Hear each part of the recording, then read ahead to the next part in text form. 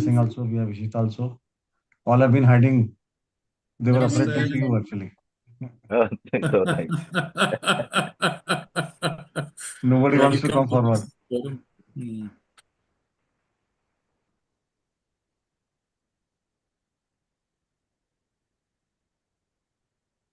Good evening, sir. Good evening. Good evening. Professor Very Sahab, good evening namaskar. to you. How are you, sir? I'm fine, sir. Thank you, sir. Ajay साहब कब आ रहे हैं वापस? पता लगा chairman साहब से आके 1st of July. वो तो चेयरमैन साहब से बात हुई, पता लगा कि आयरलैंड में है. जी जी जी जी जी. Good. चलो, wish you a very good time there, sir. Thank you. Thank you. Thank you. Great. Don को पकड़ना मुश्किल ही नहीं, नामुमकिन है. पता ही नहीं लगता कहाँ पहुंच जाते हैं. परमपिता परमेश्वर की तरह प्रकट हो जाते हैं, कहीं पर भी विराजमान हो जाते हैं. ये तो है. That's true.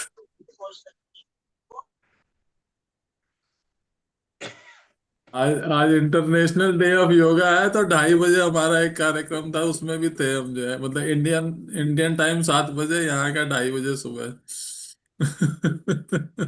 So I participated in that also. वो मोदी वाले में, वाइजैक में जो मोदी ने किया है उसमें. नहीं, ये भारतीय शिक्षण मंडल वाला हमारा अच्छा. एक था, जिसके अच्छा. हम दिल्ली प्रांत के अध्यक्ष हैं. अच्छा. वहां पे भी एक नई शुरुआत करी है हम लोगों ने, डेली मॉर्निंग साधना सेशन.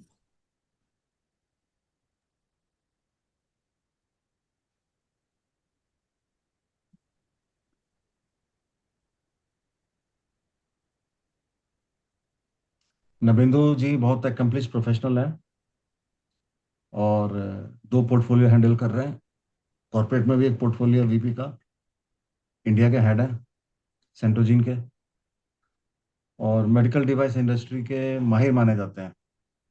तो अगर मेडिकल डिवाइसेस इंडस्ट्री में कुछ भी अगर हलचल होती है तो इन्हीं के इशारों पे होती है, और बहुत अच्छे अच्छे ब्रांड्स में काम किया हुआ है, तो उनको सुनना अपने आप में एक एक्सपीरियंस है.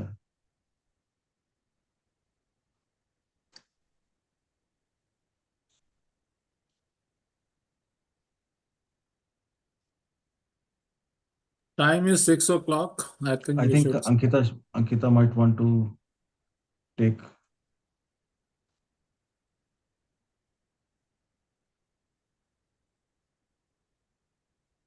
Hi Ankita, good evening. Sir, good evening, sir.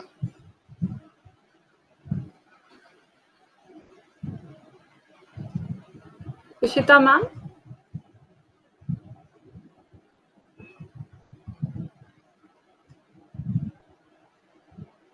Ishita ma'am, are you there? Yes. Ishita ma'am is there only. Actually, there's some technical issue. Ma'am is joining. Just a second. Okay.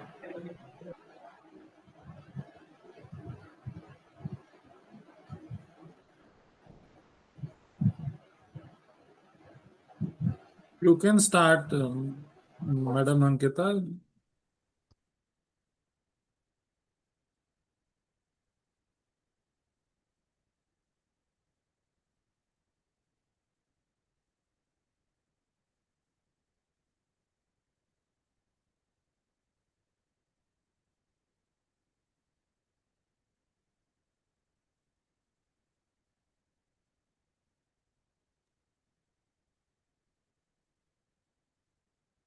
Actually जब तक lamp नहीं जलेगा light नहीं होगी तो दिखेगा नहीं.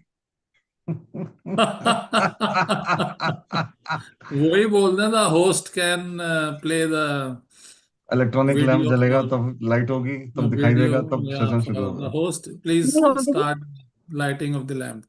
Hello. Yeah, we can hear you. Please start. Okay, sir. Sorry for inconvenience. Just because of network issue, I left.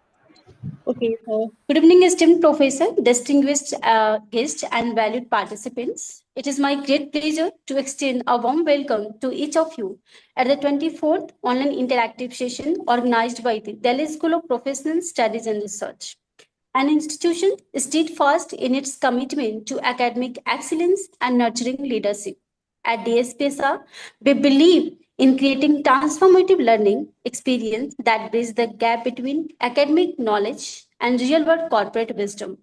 Today's session on leadership development exemplify that vision. We are confident that this engaging session will equip you with meaningful insights and actionable strategies to elevate your personal and professional journey as future-ready leaders. I, Ishita Kastyap, Assistant Professor, College DSP. We are delighted to have Mr. Nabendu Das as a session speaker and Ms. Ankita Gulia as an anchor, joining us today to share their insights and experience. We welcome you, sir and ma'am. Before moving further, we shall proceed with the lighting of the virtual lamp, a tradition that symbolizes the dispelling of darkness and the awakening of knowledge. May the light of learning continue to guide us on our path to growth and leadership. I request to Mr. Arun sir to play the video.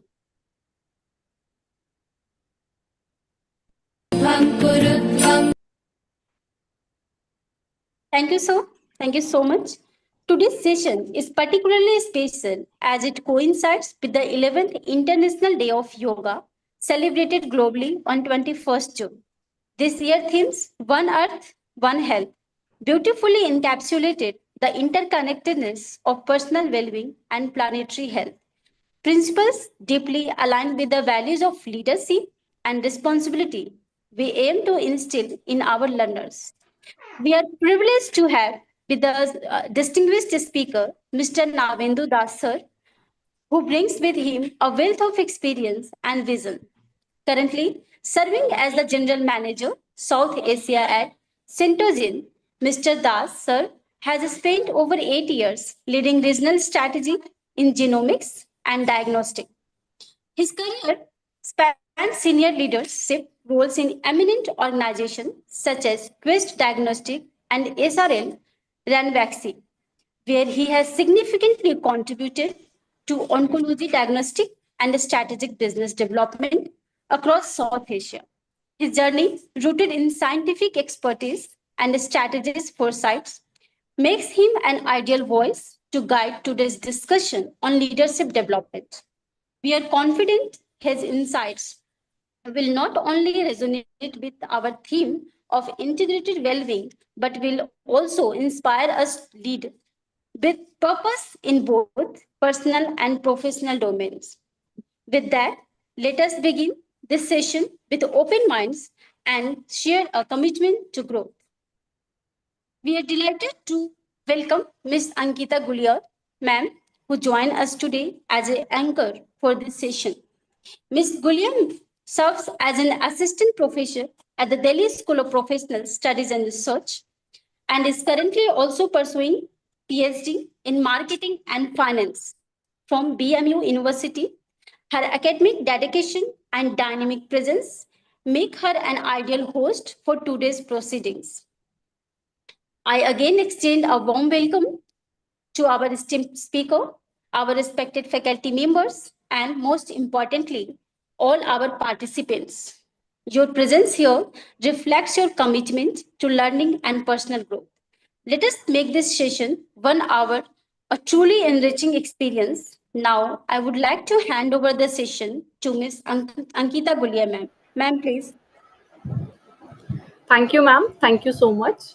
And good evening to everyone joining here. It's a pleasure to welcome all of you highly anticipated online interactive session. As Ishita ma'am has already said that we are gathered here to learn from a rich experience of an industry leader, gaining valuable insight and deepen our understanding of leadership, talent management, and strategic decision making in the healthcare industry.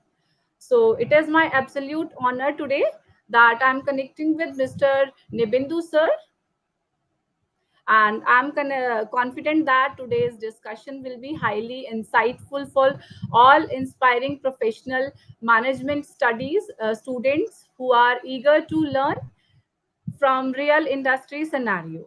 So without further delay, with your permission, And let us begin with our interactive conversation, sir. Let's begin with something that touches every Indian households. As you are from this industry, so I want to ask a question that do you think that promoting multinational pharmaceutical companies, generic drugs, and allopathy, India has inadvertently sidelined its rich legacy of Ayurveda, yoga, meditation, and other wellness traditions? Thank you so very much, ma'am, for having me here.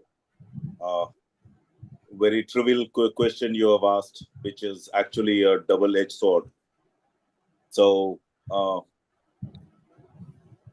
having said that, just wanted to share that the Indian healthcare industry is roughly about $450 billion, and this includes hospital business, pharma business, healthcare, diagnostics, Ayurveda, a lot of things. But and you would have seen that the healthcare industry in past, you would have seen that the entire market was going down because of wars, because of COVID, because of many more reasons.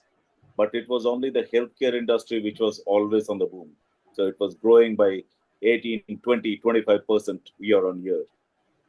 So a lot of scope for careers, a lot of scope for development, a lot of scope for leadership. Having said that, coming directly to your question, I would split the answer into two parts. The first part is if you're talking about the Indian pharmaceutical industry or the multinational coming to the pharmaceutical industry, both has got its own pace. The research for pharma in India is in a childhood phase. Not much of the research happens, but the outcomes are not there. So we are heavily dependent on getting new drugs on majorly the US markets. So they discover the drugs, they put out patent law, they empanel a huge amount of cost on us because we don't have in-house in-house research to bring in new drugs. Now, having said that, we actually excel into the manufacturing industry in pharma. You would not believe around 25% of the entire generic drugs of US has been supplied by India. But having said that, we are just contract manufacturing. I'm not sure whether you actually know it or not, that most of the APIs or the active ingredients, the raw material, it comes from China. So once it comes from China, we only manufacture and we market. Yes, these drugs which are coming, they are starting from generic drugs, starting from paracetamol. Now there has been drugs which has come that they can change your genes as well, right? And that is a big revolution which is coming into the market. Yes, in my opinion, Ayurveda is very, very, very important, and it is for the well-being of humans. Basically, it has not been studied well, it has not been percolated or marketed well, but it is basically for the preventive healthcare rather than treatment.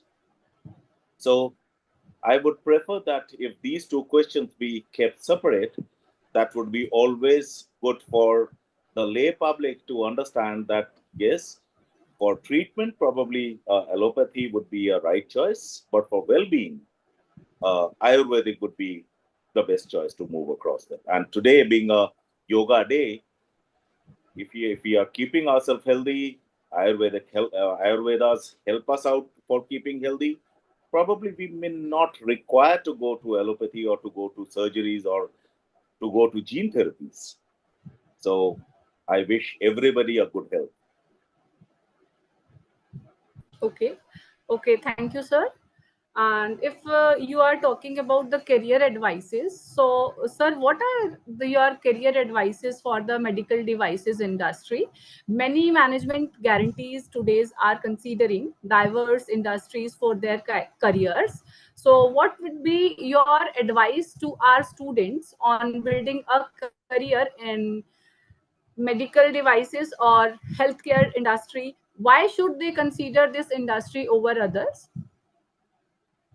Okay, so uh, as a career in the healthcare industry, if we talk about, this has got many facets. But looking at whether you should be very, very focused that what exactly is your idea or your vision to move across with. You could go to a hospital industry, you could go to a pharmaceutical marketing industry, you can get into a pharmaceutical manufacturing industry, you can go to medical device industry. Yeah, given a choice, we must target, because I presume that you are catering to building up specialty people who can manage leaders, who can bring in leaders. And at that moment of time, if you see the top uh, career jobs, that would be majorly into the pharmaceutical marketing, high-end pharmaceutical marketing, or the device industry. Now, if we talk about the device industry is basically one is a multinational part, one is an Indian part.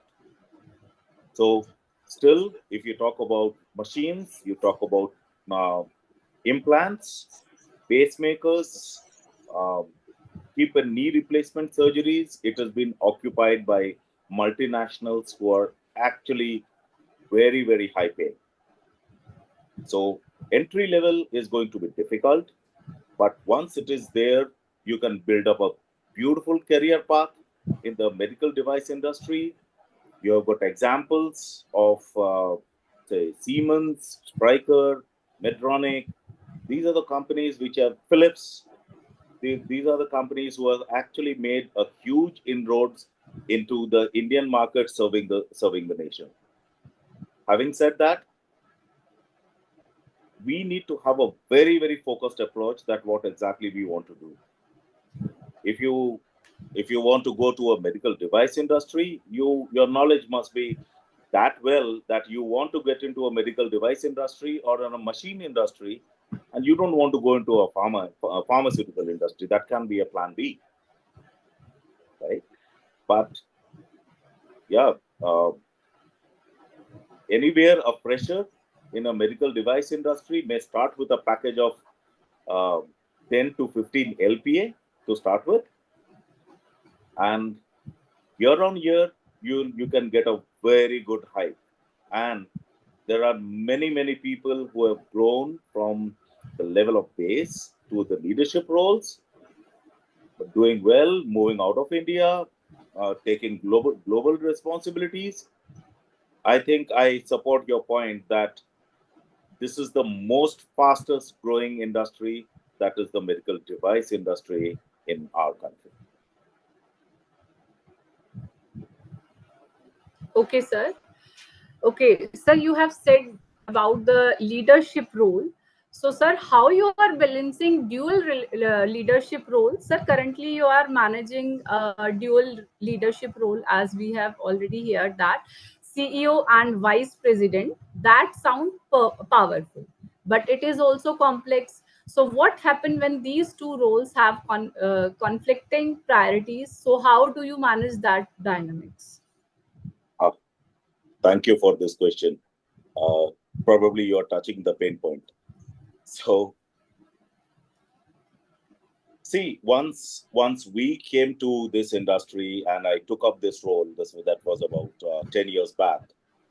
Uh, I thought that probably I'll keep myself to a niche segment, and that would be basically the international marketing, as well as to look into a sales and marketing role. But uh, the organization, they analyze that probably I can do a multitasking. So today, from a pharmaceutical or a bioscience a management graduate. Today, I handle finances, I handle banking, I handle HR, I handle sales and marketing, I have to handle taxations, means everything at this go. So the only thing is what you need to keep is you need to keep your endeavor very strong, that you should be ready to accept roles which comes into, and if you keep your attitude very, very positive to accept new challenges, you can do anything. Knowledge can be acquired, but attitude, that if you've got a positive attitude, you can always pick up any roles, anything you want. Even if you're not an expert, you can always gain those skills. So I tried to do a small work there, and hopefully the future is going to be much brighter. Okay, all right, sir. Thank you so much for guiding us. And so, move to the next question. My next question is, if I talk about talent management cycle, so let's people talk about talent is a backbone of a great company. So can you take us through the full talent management life cycle in your company, and where do you source talent from? How do you hire, train, groom them for the long term careers? Okay. So I'm not sure if you are well versed about human genetics. The company I'm talking about is the only multinational in India. It is a global leader in human genetics. Okay. Now, human genetics is a topic where in India, none of the uh, MBBS or MD courses has got any curriculum called genetics. Now, it is that you need to serve the information to the physicians who actually hold these kind of patients who are actually suffering from genetic problems. And you would have already heard about few of the diseases, which is like autism, neurodevelopmental disorders, and so on and so forth. There are 3,500 diseases. Now, if I'm talking about genetics, which people have not studied upon, this is the future. So in India, you would be surprised to know that there are around 80 million patients suffering from genetic diseases. 80 million is 8 crore, which is definitely higher than the population of many of the European countries as well. Now, where do these patients go? The patient goes to either geneticist, a super specialist, geneticist, or they go to a gynecologist or maybe a pediatrician. But many of the pediatricians, they are not well versed about genetics. Now, having said that, we look at people uh, who are outstanding in their careers. We pick up people who are biotechnology graduates, who are biochemistry graduates, who are um, MSc or PhD in human genetics. And we prefer to take people from campus interviews as well as from the industry. Now, having said that, it is so very important to nurture the talent once we have picked up. We have been very, very choosy. But once we are talking about picking up people, nurturing them, a regular studying, regular coaching, regular training, almost once in a week has to be inculcated in them, so that once they are going to a physician, or they have got a challenge, they have got a patient with, say, autism, you exactly know that what you have, which gene you are actually looking at, which technology you are actually looking at. So knowledge is the key. But having said that, it is not that in India you don't have such genetic expertise. Yes, they do have. But healthcare industry is a very, very price sensitive industry. We all try to go to a chemist shop and we say that, hey, give me a paracetamol, which is the most economical one.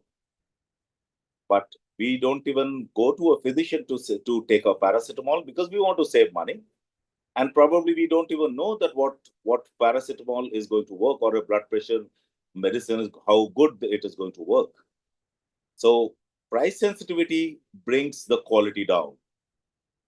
So once you are talking about leadership roles, and my small piece of information to the students or to the fraternity is that whenever you are talking about a career, try to look into innovators, try to look into companies which actually make things, they develop things, they innovate things.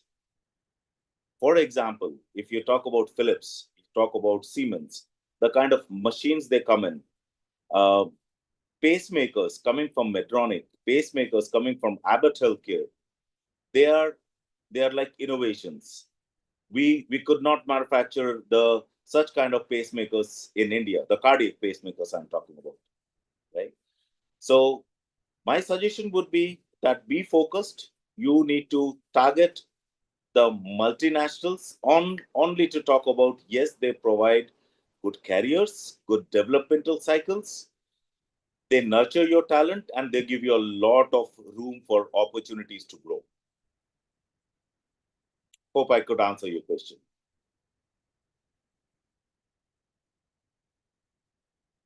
You're on mute, ma'am.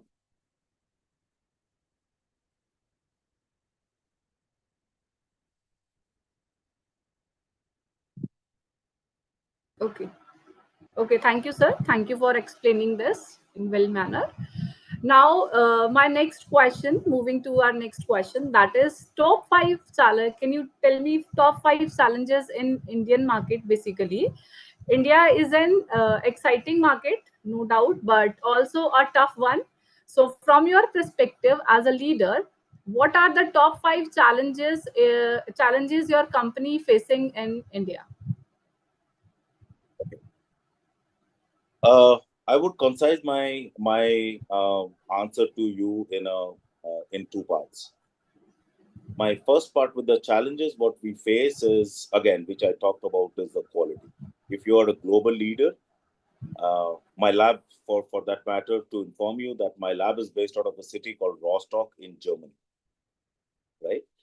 So all DNA tests, the DNAs are to be shipped to Germany to move forward with. Now, Germany's, they have established their credentials in technologies, and they don't compromise on quality for prices. But having said that, there are many copycats in India, which offers things at a very, very low cost. So one of the challenges is the cost. The economy of India is growing. People, post COVID, people are getting aware about the healthcare. They are gaining knowledge, and they still want to be one of the best to get the best healthcare for themselves and their families. So the market is opening up. Yes, one of the challenges which we face is the insurance. Insurance, it has got a difference between insurance in India and insurance in US. The premium size in US is higher than India, but unfortunately, the coverage what you get in India for insurances is much lower. And the amount of insurances, the health insurance I'm talking about, there are very small percentage of people who actually have health insurance. If you have got an insurance, you know that the insurance company is paying for your health care. You can open up and say that, yes, I want the best in the world for me and my family, right? Internal organization, if I am talking about that, one of the challenges what we face is good talent. In India, the recent times, the talent what we get are, most of them are bookish knowledge. They are actually not very focused that where exactly they want to do. They try each field. They are tech savvy, but they want to sit at home. They want higher salaries, but they don't want to nurture their talents. So Gen Z's selecting a Gen Z is actually a big challenge for us. I'm sorry if somebody is attending it. But yes, the kind of focus or the dedication we saw during our times is somewhat missing at this moment of time. So selection criteria, getting good candidates is actually a pain point for us in India. Yes, having said that, the per capita income is actually growing. But madam, do you think that if your salary is increasing, you would like to spend most of your money on your healthcare? No. Yes, sir. No. You would like to go to a good restaurant. You would like to buy a good car or good house. Yeah, of course. I will spend my money on the other things rather Right. than my health expenses. So healthcare always takes a backseat for us, right? So that is what is needed. If health is there, everything is there. If health is not there, wealth would not be of any use. So a complete paradigm shift is required. Thank you. You picked up a World Yoga Day today for having this event. Yoga makes us healthier, spend less time, less money on healthcare. But if it is required, we must have enough endeavor, enough finances, and to look into the best healthcare which we can. And we have got that talent, we have got that facilities in India to get the best out of it. Okay. Sir, you said that your company is a global MNC based in Germany. So, with the whole world to explore, why has India emerged as a significant focus on your business strategy? Okay, so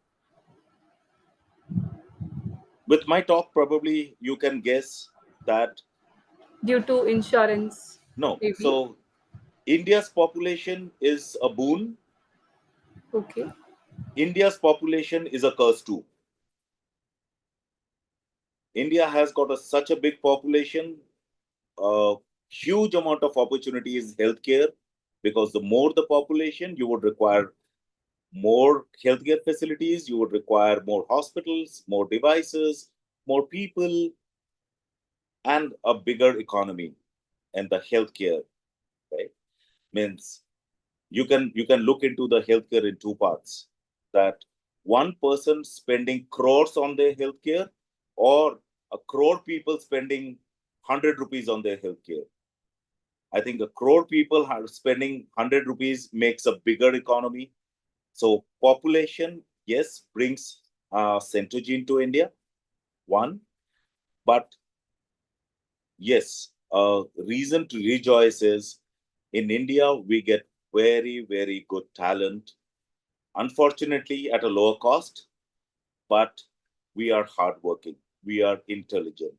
We have got butterflies in our stomach to grow. We wanted to grow. We have seen our bad times. Now this is time. The world is recognizing us. Everybody wants to come to India, and they want to pick up talent. This brings us to India. And mind you, ma'am, there are many, many talents which we have recruited in India. We have promoted them and even placed them in Germany with their nationality also. They have gained nationality in India, in Germany, and you will be very, very happy to know that the second nationality in our laboratory in Germany are Indians. That is very great. Okay. So, moving ahead with my next question, that is, this is one of the bit personal, but it is very insightful for the future leaders. So, if you had to conduct a personal SWOT analysis as a senior leader today. So, what would be your key strength, weaknesses, opportunities, and threats? Could you please suggest some? No, for what? For Sir, the this career is, building? yes, sir, for career building. Okay. So the strengths is our culture. I again reiterate that we Indians are intelligent, we are hardworking, we have got a lot of scope to contribute to the world. One of the biggest strengths, right? The weaknesses is our population. You remember maybe in 1995's 2000, the total amount of people means I used to see that I tried with NEET at All India PMT. We used to get scared because 8 to 9 lakh students used to give All India PMT. Today, there is more than 35 lakh students they give the exams. The seats are within it has not grown that way within a lakh, right? So huge amount of competition. If we don't remain focused that what we exactly wanted to do, we would lose focus, and probably we may try here and there. We don't have much knowledge or guidance that which career to focus with.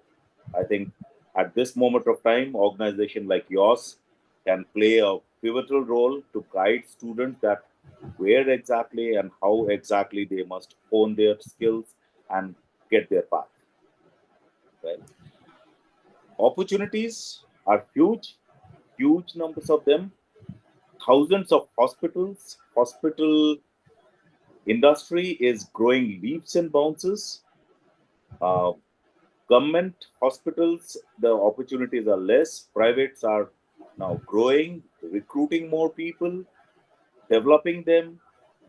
But one of the biggest threats is the attraction that this industry is still not that attractive because of low packages in around 30 to 40% of the industry.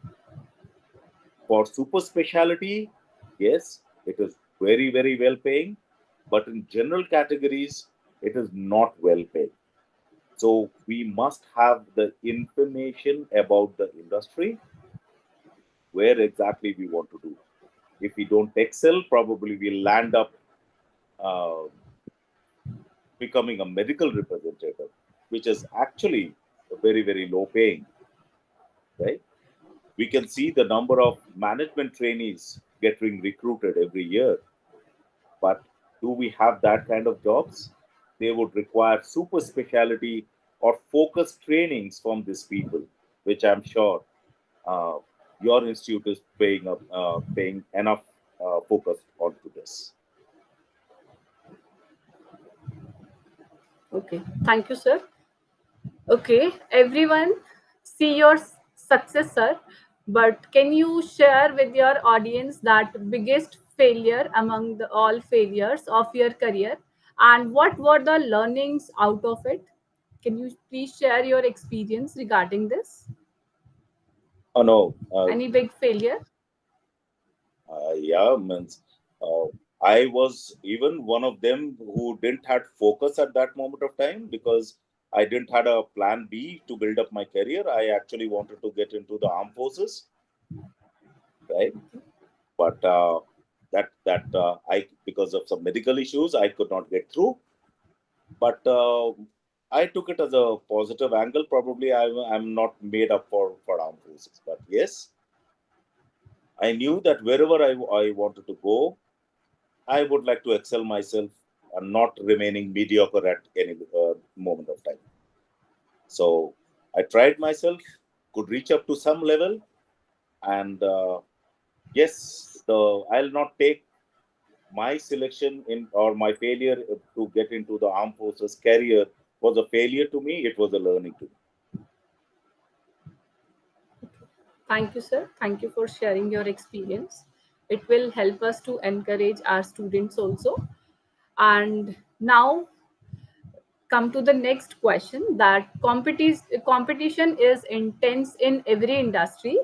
So your company is a market leader, and staying ahead in such a competitive industry is not easy feat. So can you share some of the strategies you can use to stay ahead of the curve, and perhaps walk us through one specific any case study that show how you tackle tough competitions?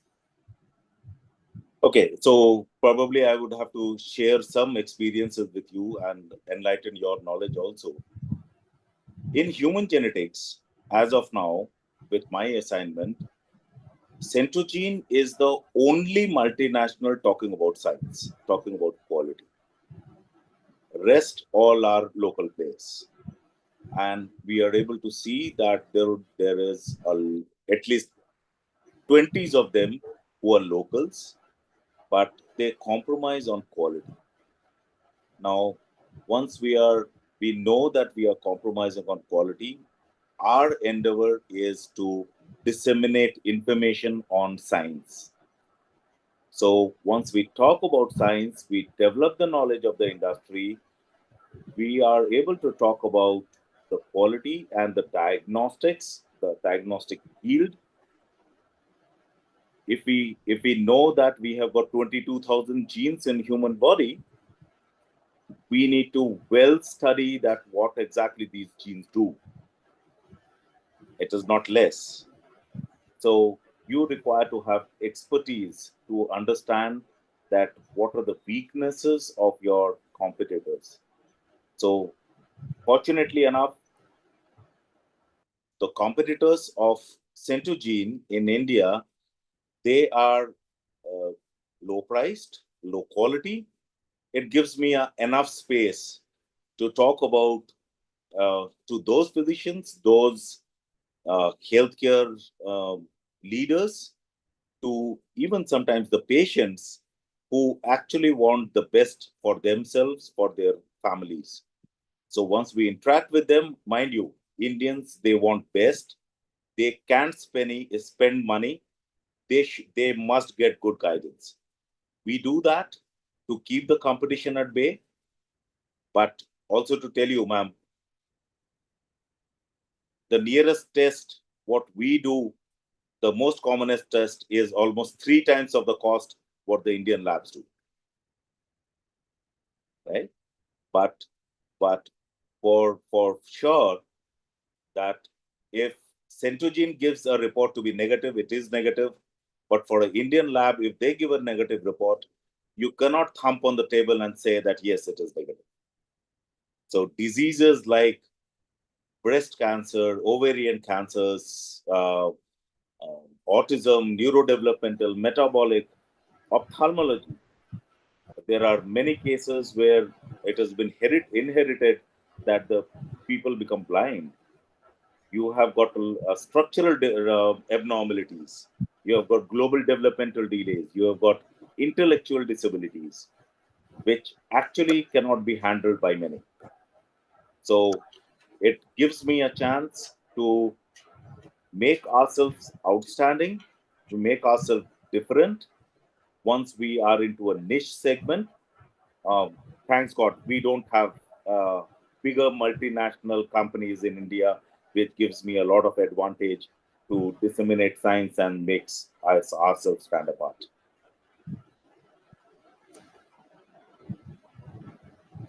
Okay. Okay.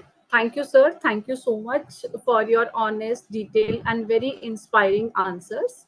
And thank you so much, sir, for your candid and valuable insights. Your journey and reflection have been incredibly inspiring. I'm sure everyone has learned something they are carrying forward in their careers. So let us open the floor for the audience questions. Now, if anyone is having any question or query, you may raise. We have some questions in our chat box, sir.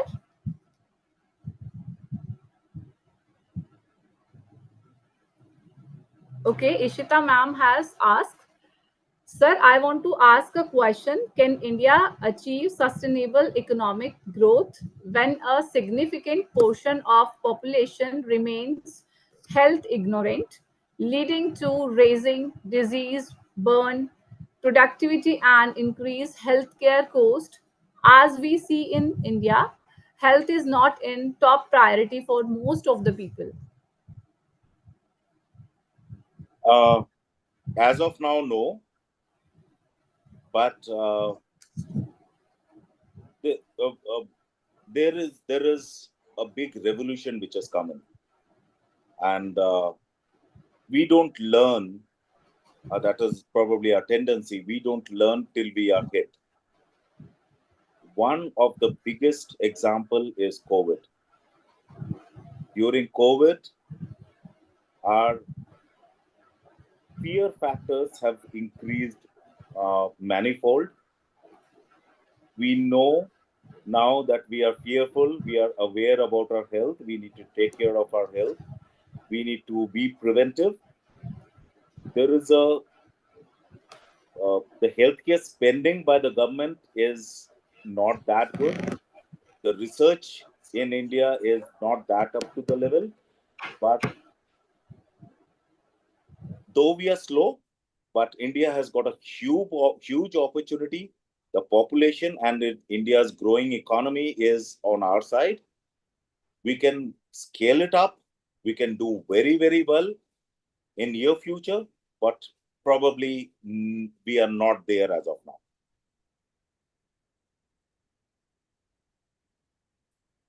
Nabendu, I have a Okay. question. Okay, sir. Yes, Mr. Shah. Ankita, can I ask a question? Sure, sir. Sure, sir. Okay. Nabendu, I am talking from my practical experience. Today, if you go to any management college, people want to join startups. They want to join new generation companies. They want to join companies like Ola, Uber, Paytm. That was not the case in 1990s when you and I were young. These companies didn't existed then. And the only option we had was whatever companies were there. Pharmaceutical or manufacturing, they were making some TVs or something. Now, when it comes to talent management, the bright talent is not very inclined to be a MR in a place like Centogene or even Pfizer or any other company. They see MR as a very condescending role, a salesman's job. He would rather like to be in inside sales with a company called ComPsyche, right, or Heuristics, or new age companies, which also offer more money, which also give faster growth, and which also take care of you. And job is also very cozy. Here, everything is exactly the opposite. You have to move into the field. You have to know the market. You have to know the pulse of the hospital or diagnostics or physician or any other place where a product is worthy of selling. When it comes to Centogene, to acquire the talent, what are some of the things you do so that you get better people for this job? Mr. Chauhan, probably your question may not gel with what we are doing in Centogene. The reason being, I totally agree with you that medical representative is no more that lucrative. The respect is not there. Money is not there. A lot of hard work is there. And you must have heard recently there has been a notification from the government of India, and they say that medical representatives are actually banned from government hospitals, right? So the paradigm is actually changing. Now, you need to move into the digital marketing. You need to move into the in-house sales. You need to move into super specialty tender businesses. Now, unfortunately, there are very few companies which is left out. And even if you see that the multinationals, if you talk about Pfizer's, if you talk about Sanofi's, they discover a drug. They don't want to come directly to India. They give it to an Indian company like Lupin. They want to give it to Glenmark. They want to give it to an Indian company for their marketing. Scope still remains. But once we talk about a company like Centogene, Centogene is absolutely into a very, very niche segment of genetics. Now, recently I had a vacancy, and I published it on a LinkedIn. My vacancy for one position has attracted 125 CVs. And I actually had a very, very bad time picking up a good talent. Right. So I actually had to do Mr. Chauhan's work, is that making 100 to 50, 50 to 20, 20 to 10, and then selected one. And it was really a tough job. I can understand what Mr. Chauhan would have gone through in past. So having said that, my first criteria to pick up a talent is their education, good level of education, good positive attitude, their hunger to learn and develop themselves. And of course, what I am looking at may not look very, very promising, is that we have got a different mindset. We would like to pick up a person fresh at a low cost. But we would like to retain them for longer period of time, giving them enough increments and motivation. Motivation doesn't make only money, but we give them enough money. We give them enough skill development courses. We tell them that yes, you can do online courses paid by the company, and if they develop, we pay them handsomely. So I'm sorry to say that we have been very, very choosy in picking up people or talent from India, because we know that if I want one, I get hundreds. So I have got a choice to pick up the best in the industry. How people make themselves best during this competitive scenario in India is their talent, their education, and their upbringing. See, one of the very unique things which happens in DSPSR is that they earmark students for a particular organization a year before. And then organization and the university, which is GGS-IPO, they create a curriculum which is additional to the university curriculum, rendered at extra classes kind of model, where we give them those skill sets which are required by that particular organization. For example, let us say Centogene says that I can absorb, let us say, 5 people or 6 people, and these are the traits I will be looking for in the interview. There's no guarantee that he will select. No, there is no guarantee anywhere. But those people are trained for a year and presented to Centogene, and Centogene then decides whether they have to take them or not. That's nice to listen. That's Okay. really, really Now, good. that way, if you see the client list of DSPSR on the banner, these are only indicative clients, by the way. Yeah. Actual client list is huge. And you can see the brands which are there, right? In case Centogene, we want to promote this as a career, because your industry is the industry of the future. Your industry doesn't lie in generic drugs, which is why we were keen, and I was also keen to hear you, your industry is solving those problems which cannot be solved by conventional medicines. True. Right. Now, if this kind of model can be adopted between Centogene and GGS IPO, what do you think would be your intake on annual basis or on midterm basis or on internship basis, where we can spare people in between the courses for your project work or for your research work or for your time-based assignment kind of work, where they get closer to the organization, you know the person knows you, and then they actually become part of your ecosystem eventually. You actually snatched my words.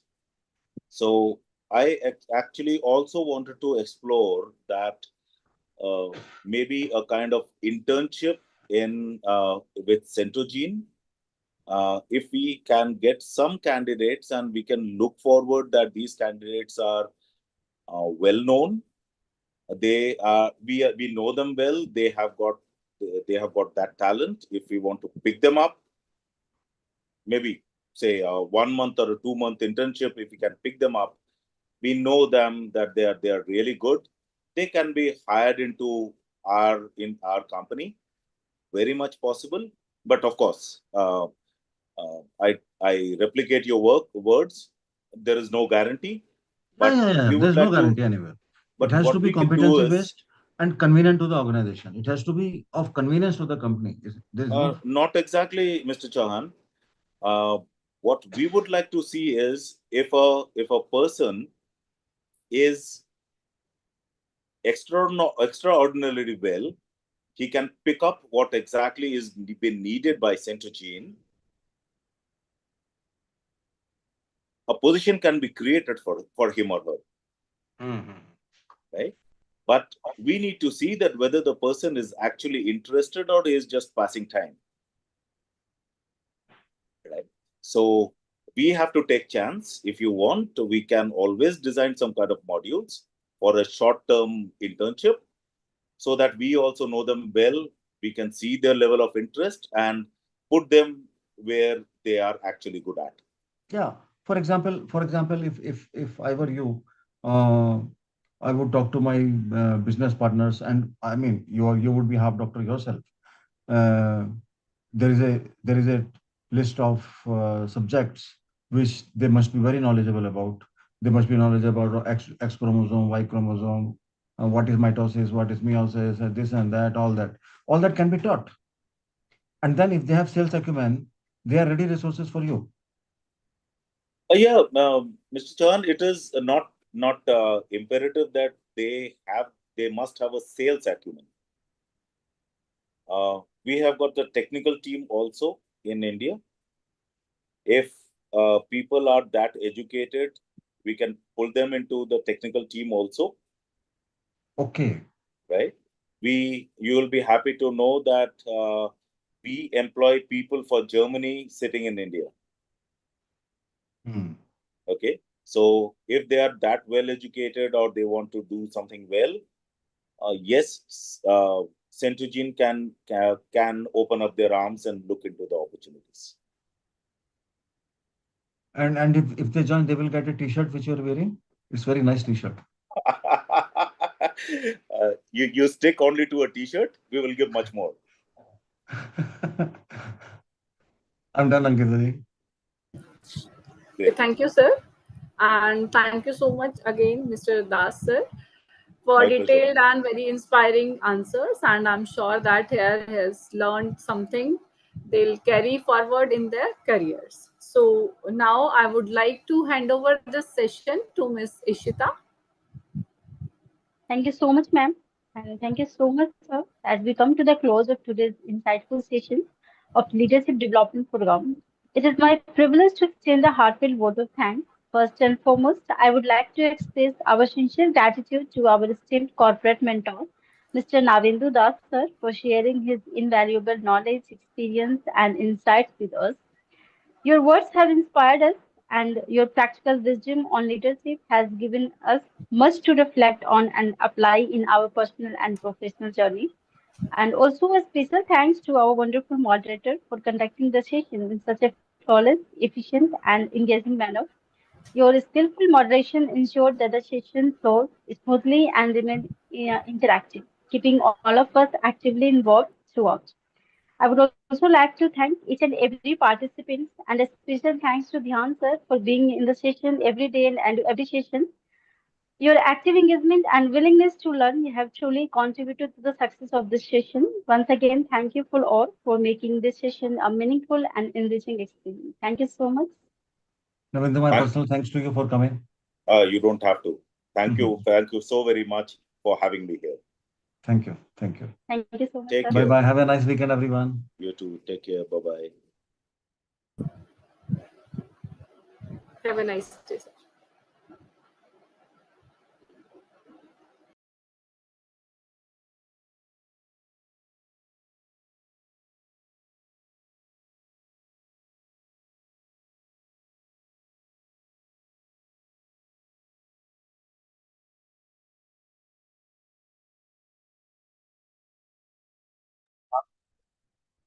And may I close the session now? Yes, sir. May I close it? Yes, sir.